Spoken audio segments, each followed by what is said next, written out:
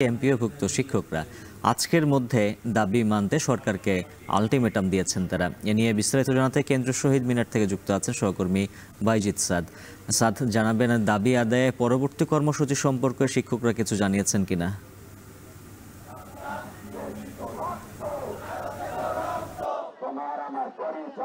পরবর্তী কর্মসূচি বলতে আজ এমপিওভুক্ত শিক্ষকরা শহীদ মিনারে তৃতীয় দিনের মতো অবস্থান কর্মসূচি পালন করছেন এবং দুপুর 12টার মধ্যে যদি তাদের দাবি যেটি রয়েছে, তাদের 3 দফা দাবি, এই দাবিগুলো যদি মেনে নেওয়া না হয় তাহলে তারা শাহবাগ ব্লকেট কর্মসূচি পালন করবেন বলে আমাদেরকে জানিয়েছেন। এবং আজকে কিন্তু তাদের তৃতীয় দিনের মতো কর্মবিরতিও চলছে, অর্থাৎ সারা দেশে 30,000-এরও বেশি শিক্ষা প্রতিষ্ঠানে কিন্তু পাঠদান বন্ধ রয়েছে। আমরা যদি দেখাই যে শিক্ষকরা কিন্তু স্লোগান দিয়ে যাচ্ছেন, তারা বলছেন যে তাদের মূল বেতনের 20% বাড়ি ভাড়া এবং 1500 টাকা তাদের চিকিৎসা ভাতা এবং যারা কর্মচারী রয়েছেন তাদের জন্য 75% উৎসব ভাতা দেওয়ার বিষয়টি কিন্তু তারা উল্লেখ করেছেন। এবং এর দাবিতে মূলত রবিবার তারা প্রেস ক্লাবের সামনে তাদের যেই আন্দোলন সেটি চালিয়ে যাচ্ছিলেন, তখন পুলিশ তাদের উপরে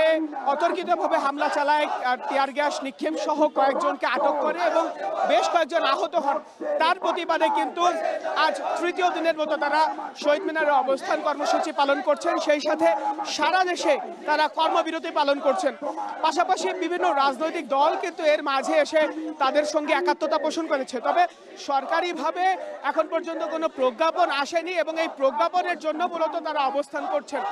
গতকাল তারা তাদের এই প্রজ্ঞাপনের জন্য মার্চ টু সচিবালয় কর্মসূচি পালন করেন, তবে সচিবালয় পর্যন্ত তারা যেতে পারেননি। হাইকোর্টের মোড়ে তারা যেতে পেরেছিলেন এবং সেখানে গিয়েই পুলিশি বাধার সম্মুখীন হন। পরবর্তীতে তারা সেখানে বসে পড়েন এবং তারা তখনই তাদের যে পরবর্তী কর্মসূচি অর্থাৎ শাহবাগ ব্লকেট কর্মসূচি সেটি ঘোষণা করেন এবং তারা বলছেন যে তারা যে দাবিগুলো করছেন, অর্থাৎ তাদের যে 3টি দাবি, তাদের মাত্র 1000 টাকা বাসা ভাড়া দেওয়া হয়, যেটি দিয়ে এই সময়ে আসলে বাসা ভাড়া পাওয়া দুষ্কর এবং সারা পৃথিবীর কোথাও এভাবে আন্তর্জাতিক মানের কোথাও শিক্ষকদের যে বেতন কাঠামো সেটি নেই। অর্থাৎ তারা যে দাবি করছেন সেটি যৌক্তিক এবং তাদের এই দাবি মেনে নিয়ে যদি প্রজ্ঞাপন জারি করা না হয় সেক্ষেত্রে তারা আমরণ অনশনে যাবেন বলেও কিন্তু আমাদেরকে জানিয়েছেন। এই ছিল আমার কাছে